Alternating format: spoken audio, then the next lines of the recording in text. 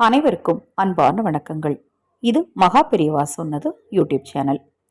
நாளை 8/7/2024 திங்கட்கிழமை.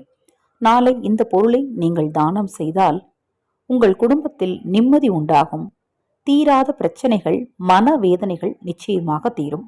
ஒவ்வொரு நாளறிந்து திதியறிந்து நம்மால் முடிந்த தானங்களை நாம் செய்தோம் என்றால் கர்ம வினைகளின் பாதிப்பு குறைந்து நம் குடும்பம் மகிழ்ச்சியுடனும் நிம்மதியுடனும் இருக்கும்.